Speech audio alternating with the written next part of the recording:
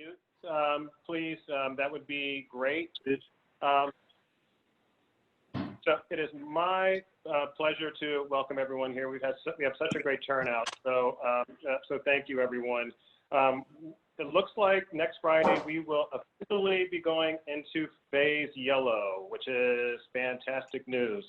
And I know everyone is anxious to hear what guidelines there are and what we all need to do to ensure that we are opening safely for our businesses, for our workers and for our customers. As we welcome people back to our businesses and back to the city.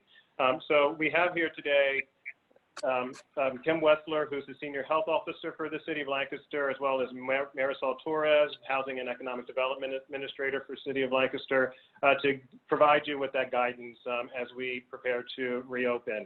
I'd also like to welcome Mayor Sirachi, who we have with us this morning, and I'm going to allow her a few minutes to talk about some of the initiatives that the city and LCA and the DID have been working on to ensure that we have a safe and comfortable environment as the city reopens, especially outdoors.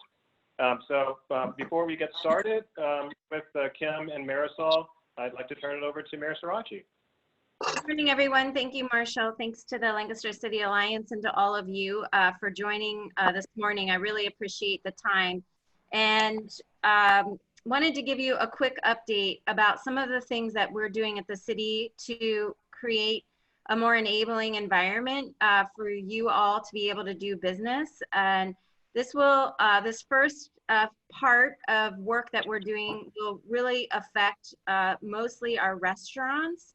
And I wanted to give you an update because even if you're not a restaurant and you're in retail, it's important for you to know about some of the changes that are going to be happening downtown.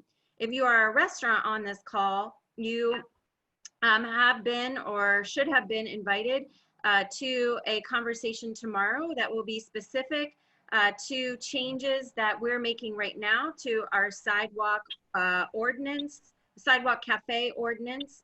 That will create more additional options for seating out of doors, and will also address issues related to the recently passed law related to take out mixed drinks. So we are working to create spaces in the city where open containers will be legal, where you can get a takeout drink and a takeout meal and have a place to sit, either potentially in front of an existing restaurant if there is adequate sidewalk space, or in what we are calling a public food halls, Lancaster City public food halls. And imagine this being just an open air area with tables and chairs that will be appropriately social distanced, that can accommodate a certain number of people to come and sit and eat and drink. Those changes are happening very quickly, and I am actually reviewing a draft ordinance this morning. We'll be making official notification and having a couple of emergency city council meetings to be able to move this forward. I want to just also say that this is a time for us to be thinking out of the box and trying to create as seamless a process as possible by providing ready to use resources and materials to help you as much as possible, to eliminate a lot of bureaucratic process that can slow this down, and also to provide some consistency of messaging. I really need us to all be on the same page about the social distancing and following all of the CDC protocols. And Kim has done a fantastic job. You all have done a fantastic job of helping the city and to protect individual health, your family's health, and community health. And we are going to really be emphasizing mask wearing and maintaining social distance while downtown. And so as much as you can be doing in your individual businesses and in communications to remind people that if they are coming downtown, they need to bring their mask, That is hugely, hugely helpful because we need to make this as normalizing as possible related to mask wearing so that people feel safe coming downtown. At the same time, we also recognize that we don't exactly know what's going to happen on First Friday or any Friday as we begin to think about how to plan for the summer. And so we've also been working, I've been in contact with our police chief, and we're thinking about our mounted patrol coming back out and all of those things again, just again to maintain everyone's safety and comfort in coming back downtown. And so more to come. And if you have questions, please put them in the chat box. I'll be lingering while I'm reading this ordinance and listening into the conversation. I also just want to make a note, and I know Larry's on the phone, but downtown parking enforcement began this week. And that's important for you as well to know for your customers. Okay, I think that's it for me. And Marshall, did I cover everything? Yes, I think you did. Thank you very much, Mayor. All right, thanks everybody. It's so good to see you. Thank you for holding tight. We are going to just try to move heaven and earth to keep all of you in business and keep moving forward. This is a very special group, and it is, you all are so much a reason why Lancaster City has been successful and will continue to be successful. Thank you. Great, thank you, Mayor. And for those restaurants that have not, did not receive the invitation yesterday, we will get out the Zoom information to those. We are trying to keep it 2 restaurants because a lot of that conversation will be about the PLCB and the liquor. But we do plan follow-up conversations with other businesses that will also have cafe seating opportunities. So with that, I'd like to introduce Kim Whistler, who I think most of you, if not all of you, have met along the way, and Marisol Torres to give an update and presentation on guidance to open safely. Kim, Marisol, I will turn it over to you. Thank you. Thank you. Good morning, Marshall and everyone, and thank you for taking the time to allow us to speak to you.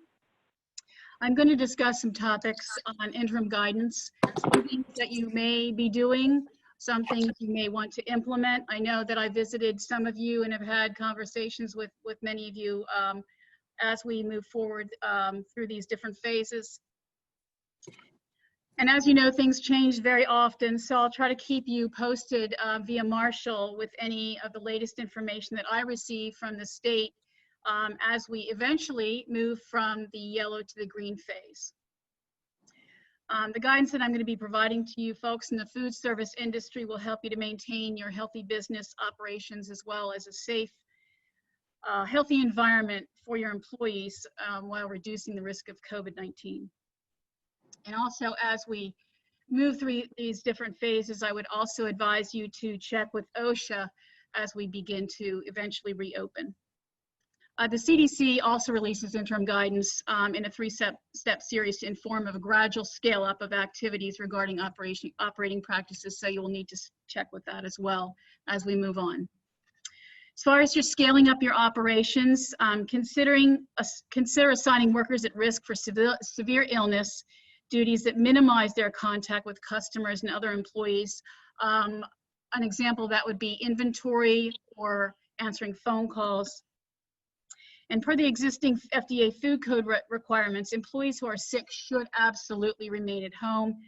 That's pretty fixed at this point. You may want to consider a pre-work screening, taking employees' temperatures, which is at the owner or operator's discretion. The CDC has not, and I emphasize not, mandated taking employees' temperature.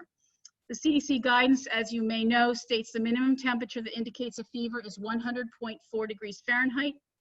Any employees with symptoms of COVID, such as fever, cough, shortness of breath, anything respiratory related, should be sent home.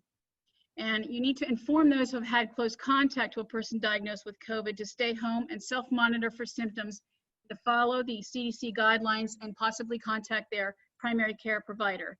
And also keep in mind that the ADA, Kim, can I jump in? ADA, Oh, to maintain, yes. Can I jump in a minute? Oh, yes, absolutely. Sorry. So Kim is totally the expert on this stuff. And by the way, I'm Marisol. Good morning, everyone. But I wanted to go back to the thermometer thing that you mentioned. Make sure that if you are using a thermometer, that it's an instant red thermometer, because the business owner is responsible to keep that information confidential if you are planning to take temperatures of your employees. Yes, as Marisol said, keep in mind confidentiality and ADA as well. You want to close off areas used by a sick person and do not use them after cleaning and disinfection. I know with the Turkey Hill in Lancaster, we had a case there, and it was closed for a substantial amount of time to allow for deep cleaning. Sometimes this is not always possible to do. And I know the Sheets on the Oregon Pike is also closed for deep cleaning.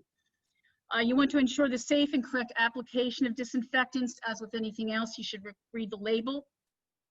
Advise sick staff to contact their primary care physician and not come back to work until they have met the CDC's criteria to return.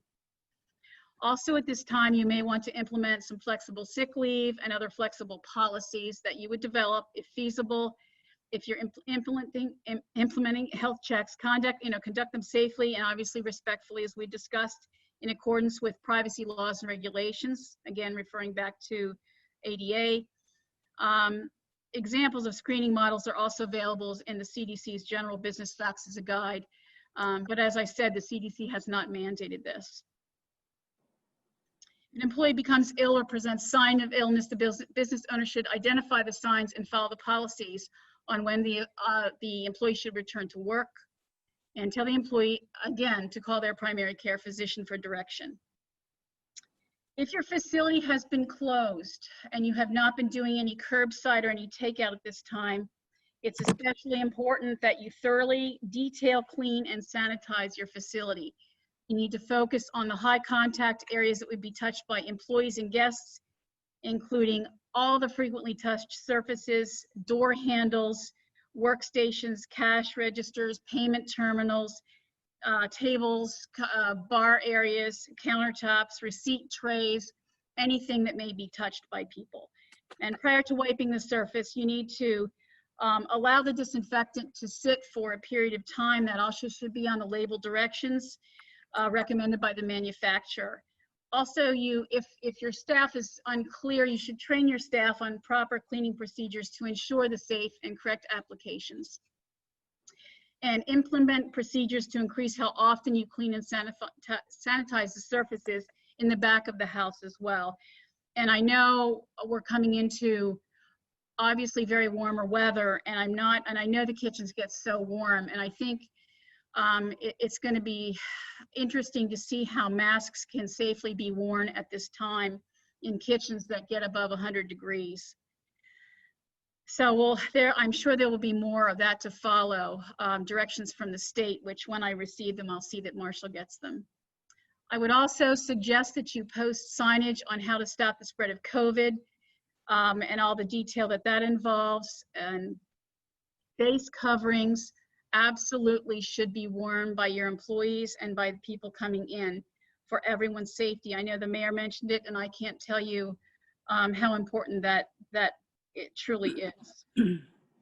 Your face covering should be kept clean too, in accordance with CDC guidelines.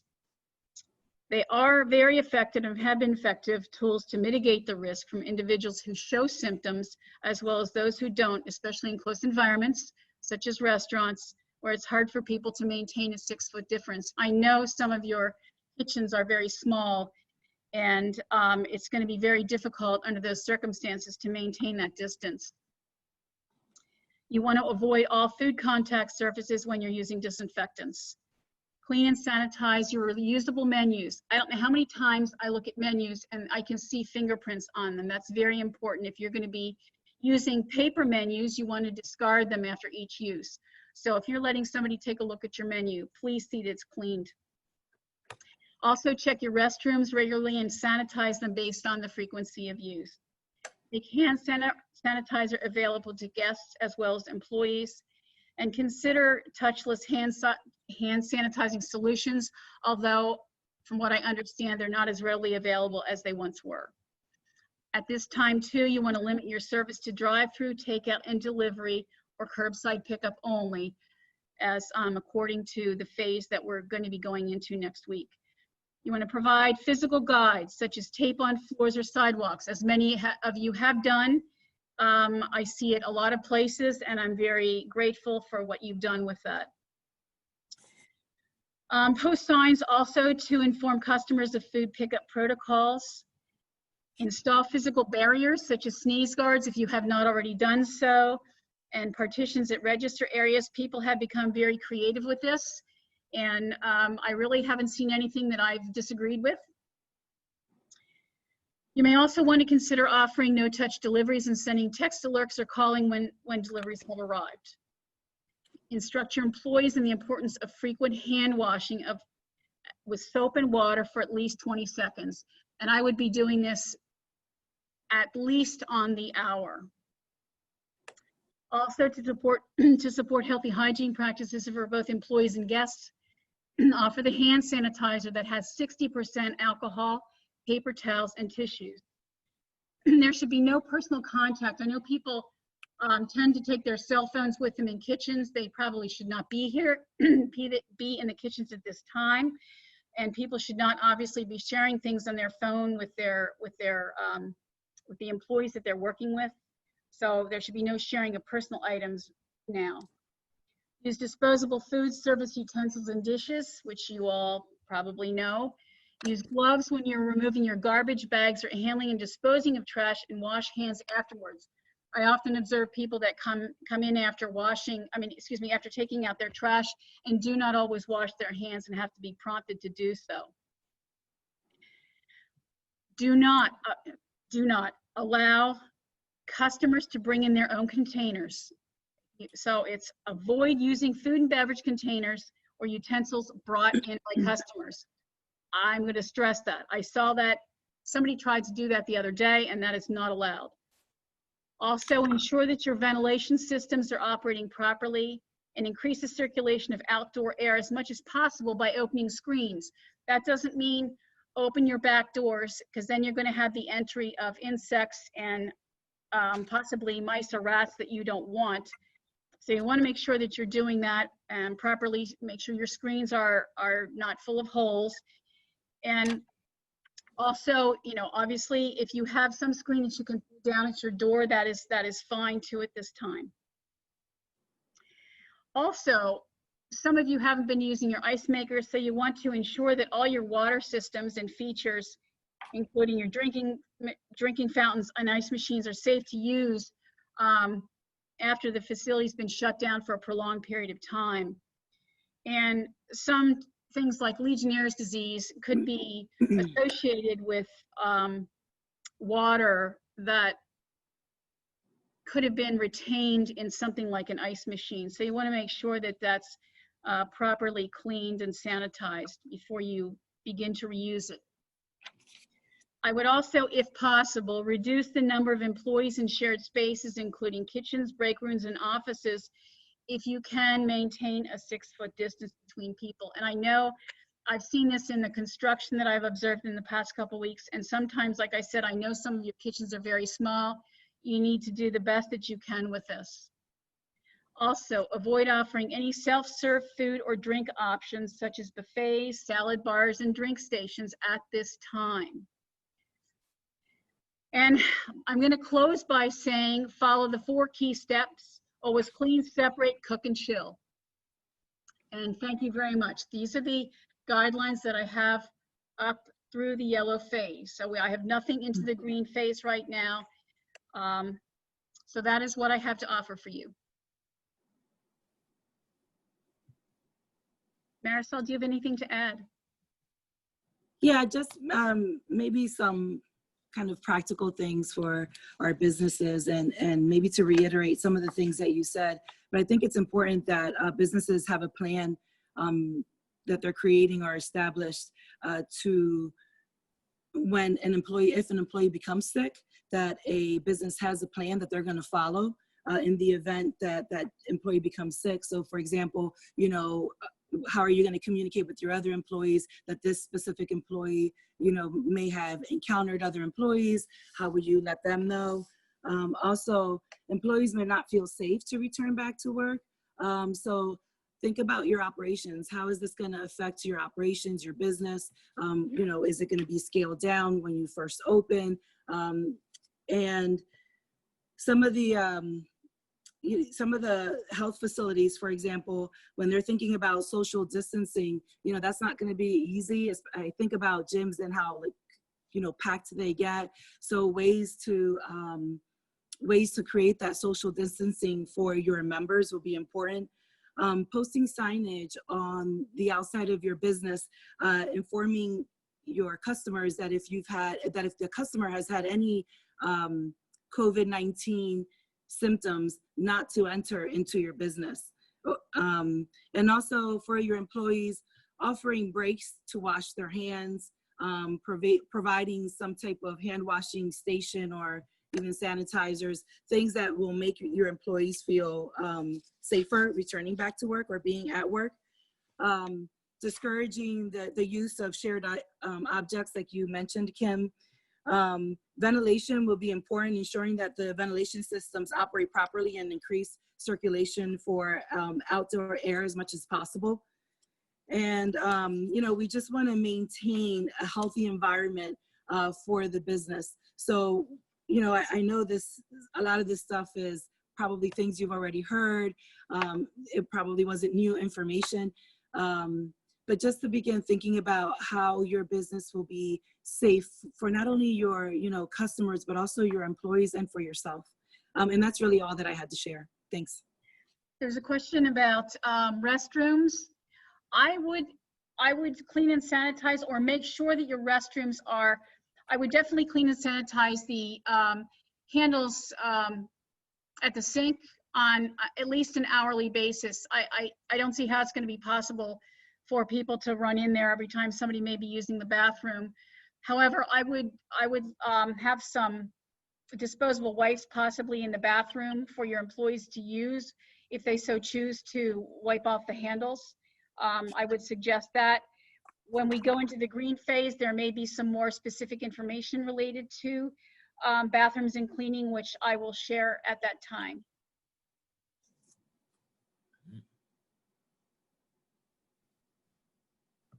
What was that question? Any guidance on clothing? So go ahead, Marisol. I was just going to say, if they're asking, like, if someone picks up a piece of clothing, doesn't like it, a customer picks it up, doesn't like it, puts it back in the rack. Kim, I don't know what suggestion you may have. I really don't deal with clothing, so I can't really tell you about that.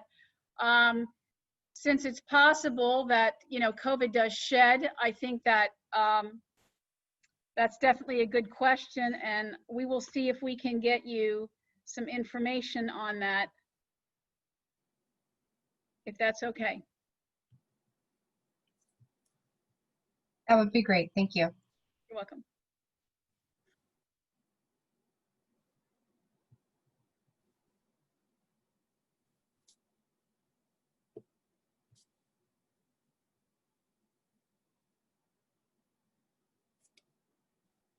If anybody does have any questions in the restaurant business regarding if one of your employees would come in contact with another employee that would have COVID, you can certainly give me a call for direction on that. And again, I can't tell you, confidentiality is very important at this time. So they should probably, the owner should probably, or the operator should give me a call, and I can walk you through the process.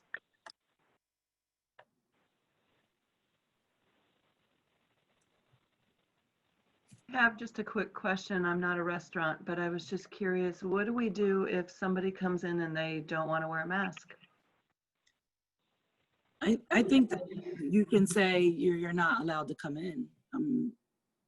And if you want, I think that you really need to put your health and your employees' health at the forefront. And so if that customer is not wanting to respect that, then I think as the business owner, you have the right to say, you're not able to come in. Okay. I just wanted to make sure. I mean, that's what we thought we would do, but. I was at a store the other day, and a person came in without a mask, and there was a line of about 3 people, and there were people at the front door actually counting, and nothing was said to the person that came in without the mask. So I just, it's a difficult question that you posed. I would prefer if I had a facility that somebody came in with a mask at this time. Yeah, I completely agree. It's just I've seen people get a little irate, and I just wondered if you had any advice on it. But I mean, that's what we're planning to do, is to be very strict about the fact that they can't come in. Sometimes we get just not necessarily customers, but people that are, just walking in and out of shops and in and out of the galleries, and they can get a little grumpy about things. So I just wondered the best way to handle it. I would maybe ask them if they have one. I know at Market they were going to offer masks for people that didn't have them. I don't know if that's a possibility for you to do. Yeah, we did get a box of extra masks just to have, and sanitizer and everything, That's great. just to have available. Yeah. Just in case. Okay. Kim or Marisol, do you know, isn't it the law in the state of Pennsylvania that you must wear masks in public places? It is suggested that you wear them. Okay, suggested. Thank you for that clarification. I'm sorry. Kim, I'm sorry, go ahead. Could a business post a sign that says, much like the no shirts, no shoes, no shirt, no shoes, no service, to include masks? I think that would be up to the discretion of the business owner. Do you agree, Marisol? Yes, I've seen it in other businesses already, that they put signs on right outside their door. If you don't have a mask, you're not allowed to come in, or please wear masks. So, yeah. And just like it was a suggestion that customers wear masks, I believe there's an exemption for folks that have certain health conditions. Correct. Required to. Yes. We actually have 2 of our market purveyors that have issues that they try to wear their masks as much as they possibly can, but they do have medical conditions that would allow them not to wear masks. So yes, you will have people that definitely may have some kind of respiratory illnesses that that would really cause some issues with. I saw that there was a question about, if employees have traveled outside of the county, should we have them come back to work right away? Here at City Hall, if we are not in the state, we have to self-quarantine for 14 days. I think that that's like a good policy to have for your business. To share with your employees that if they're not going to be in the county, if they're leaving for an extended period of time and then coming back, I think that the business needs to say, you need to self-quarantine for X number of days to make sure that they're not going to infect anyone in the business.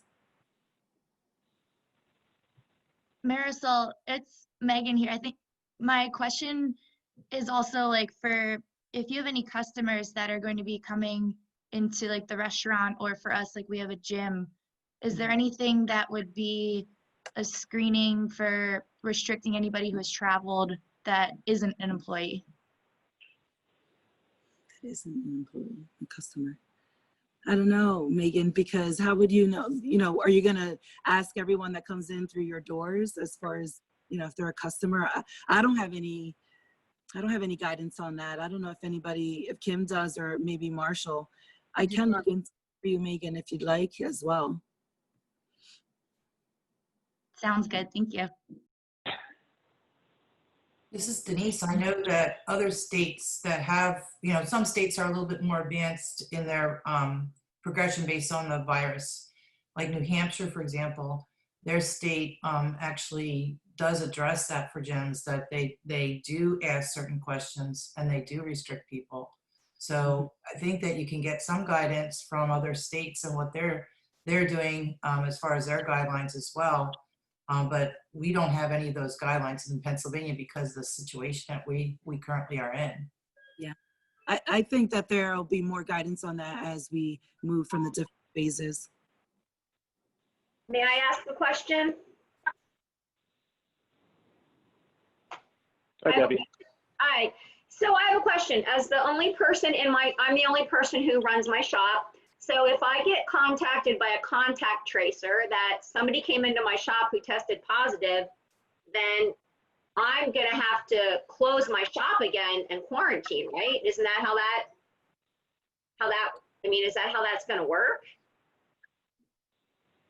And then if that happens, am I allowed to reapply for those 2 weeks again for unemployment? Like, how does that whole thing just feels very unsustainable to me, that sort of back and forth thing. Any ideas? I think, Debbie, this is Deneen. As it relates to the contact tracing, I think in that situation, you would really need to know more from the person. You'd need to ask the questions of the person calling you related to the contact tracing about what advice they would be giving you from a health perspective. And that's what their job is as it relates to the contact tracing, is to advise and guide you and to help you with assessing risk. In a typical situation, when you get a call from a contact tracer and you've been told that you have been in close contact. Close contact, again, means being near someone for more than 10 minutes. And so that's part of why the social distancing is so important in your shop, and why mask wearing is so important.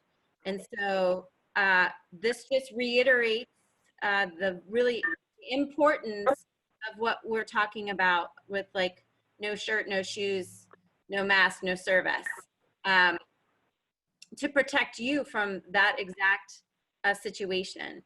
And I can't speak to the unemployment aspects, but the bet, and what is that saying? An ounce of a prevention is worth a pound of cure. We don't even have the cure, and we need to double up on the prevention. Thank you. It was helpful.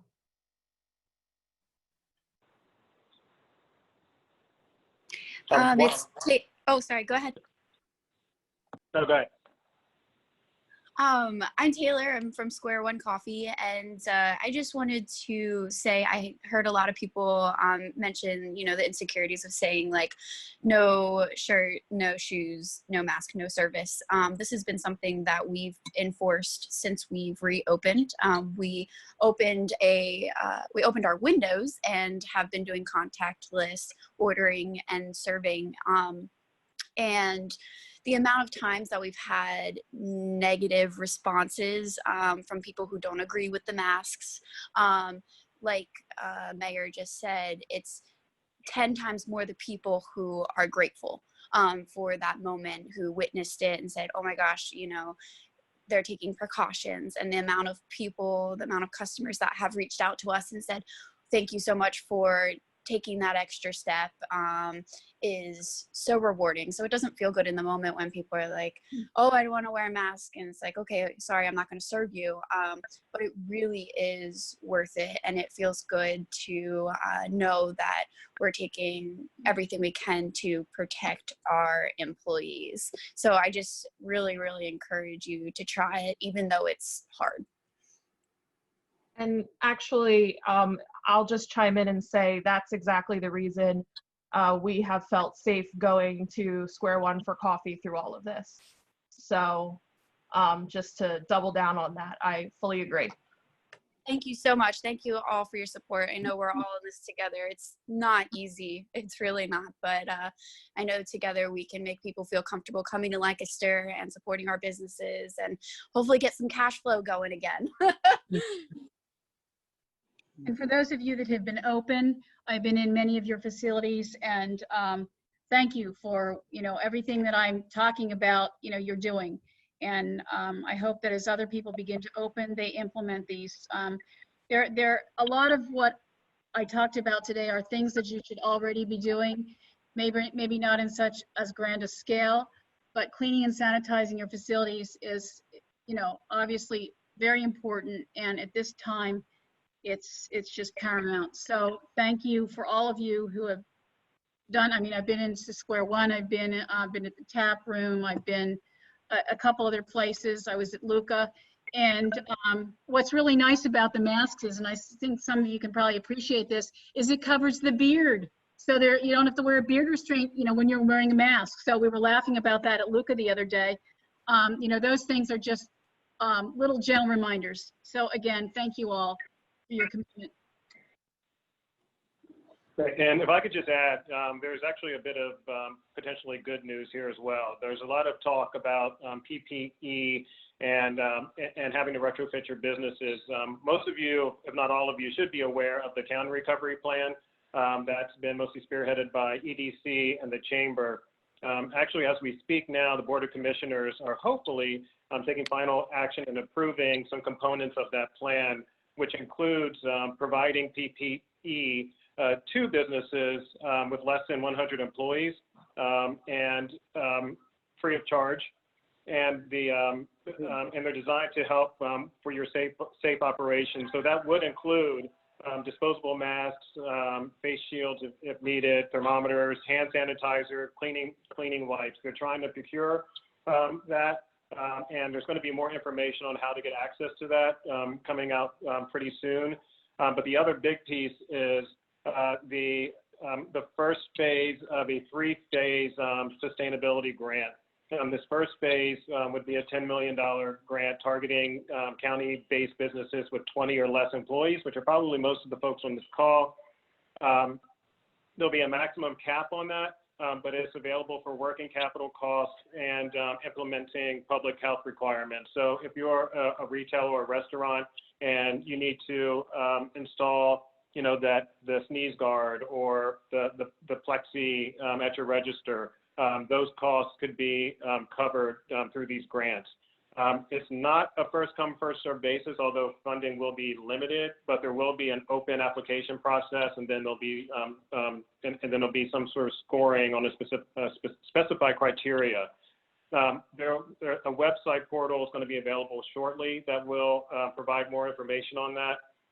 But the first phase application is targeted to begin probably the second week of June. So we'll make sure that we get that information to you as soon as we have it. And more details of that as it comes out. I would also say, please continue to look at the Chamber's website, and we'll post that website again for updates on that plan and how to access that information. But this will be a great resource for much of the discussion that we've had today.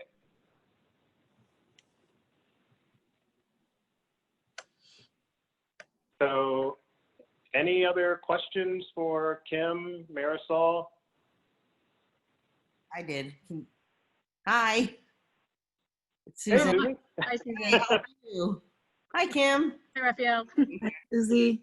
Hi. We've been closed for the last couple of months, and so we're just starting to reopen. And this is for Kim. We have basically renovated our entire kitchen, so it's going to be spotless. But I just wanted to know if there was like a specific type of sanitizer that we should be using. We've only used like sanitizer tabs, the standard for cleaning the kitchen. Is there any kind of special, like extra strong disinfectant you would recommend? No, I would not. You want to just use a product. You can buy several products, and again, check the label. I can't specifically guide you to one product versus another. I would just check the MSDS label and use something appropriate. Since you did not have any evidence of COVID, you're not doing a deep cleaning, and the kitchen is normally very clean, so there should not be much cleaning to do there. So I would just use a general cleaner. You don't want to use anything too strong. You obviously don't want to mix cleaners. That's also something I had a problem with the facility last week that was mixing cleaners. So whatever you're currently using is fine. Okay, thank you. You're welcome. I have a question. You're talking about cleaning and sanitizing in a restaurant environment. How does cleaning and sanitizing relate to a business, a retail establishment like mine, J.A. Sharp? I would use something with something like a Clorox product, maybe a Scentiva product that you can use on your door handles. And I'm trying to think of something that wouldn't have a residual on your cases because they're so nice. I would try and use a product like the Scentiva and wipe it real well. You shouldn't have too much of a residual with a product like that, and you'd have the it has the capability to do what it's supposed to do. So I would try a product like that. Okay, thank you.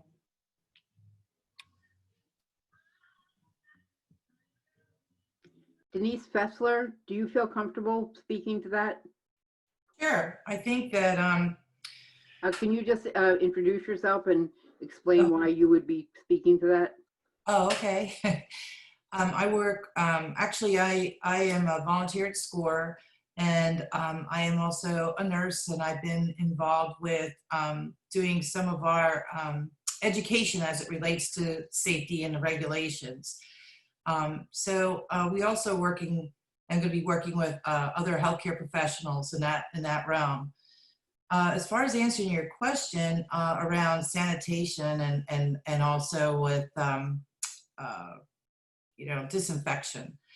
A lot of times, I don't know, Kim, if you would advise this, but you can work with certain providers. Like, so for whoever you get your chemicals from, like, so even if you would contact Spartan, for example, as a wholesaler, they have education around this. And also like their distributors, like say Americam or Bark, there's some others. But if you would contact them directly, they usually have a health and wellness specialist who will speak to you and specifically give you guidance as it relates to your specific business, because they also do education. So if you're not sure and you have a different type of business, they'll specifically give you the kinds of disinfectants and advice on how to use it in your business. That's pretty much what they do. Their hope is that you'll source from them, of course. And you know, that's my best advice I could say is if you go to some of the folks that actually distribute some of these chemicals, like I said, Spartan's Wholesale, they will give you an idea of who you could potentially go to. SCORE is going to have a presentation with Americam is actually going to speak this Friday with the Candy Factory, and she'll be available for answering questions too. And we have a SCORE mentor, Jim Brenner, who actually used to do this type of work, and he's sourced others as well, not to just kind of push one particular vendor. And I just want to say that this isn't stepping on in Kim's territory. This would deal with safety and sanitation and disinfectant for all types of businesses. Yeah, oh yeah, it's primarily just an overview of you know, how to clean appropriately. And as Kim states, these are things that we won't be new to you overall. I think the main thing they're going to be emphasizing too is product. It has to be EPA approved. The CDC has good guidance around that, you know, that kind of stuff. But it's really challenging, I think, as a business person to say, oh, well, gee, what should I be doing? How much should I be using? Those kinds of things. And I agree totally with what you're saying. And what is very important, and I tell people all the time, is, for instance, if you're buying Raid at Home Depot, you want to make sure that you're using that product that's consistent with the manufacturer's recommendations. So you want to, you know, be cognizant of what your labels are saying and read your labels. Absolutely. It's critical because a lot of times people, you know, you want to smell things sometimes and you might use too much and that's costly. So absolutely at this time you want to be following the directions on the label. It will also tell you how long something has to dwell on a surface too. And Kim mentioned that. So you don't always, you know how we have that tendency to spray and wipe. So. Thanks, Denise. Sure.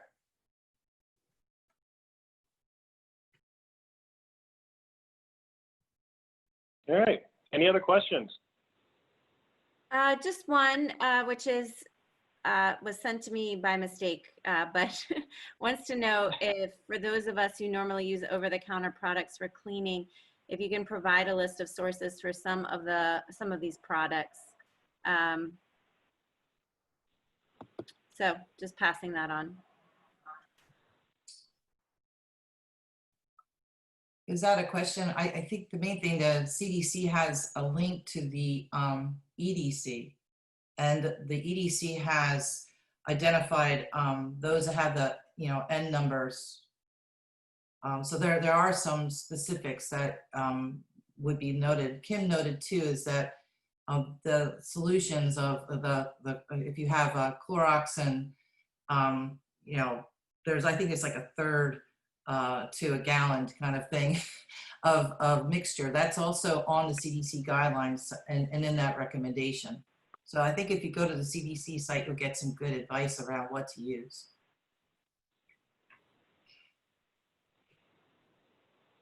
Great. Well, if there's nothing else, Kathleen, did you want to do a quick update from member and marketing? I have to unmute myself. Yes, I'll be happy to. The main thing that we would like to highlight today, because it speaks directly to moving into yellow and retailers getting ready to hopefully go green. One of the things that we think that will help you is our downtown dollars. Recently, we've seen a big increase in the sale of downtown dollars. Lancaster City Alliance and the Downtown Investment District want to make your shopping and gift giving, virtual shopping and gift giving easier, and downtown dollars are a great way to do that. They are gift certificates that are available in $5 and $10 increments, and they're accepted right now at over 100 Lancaster City merchants, including all the stand holders in Lancaster Central Market, galleries, restaurants, cafes, and shops. They are available for purchase online, and then they are mailed out to the individual. They seem to be given as gifts right now, or used by the purchaser to make their own purchases, or used later when shops and restaurants are open. They're a way to show support for our merchant community.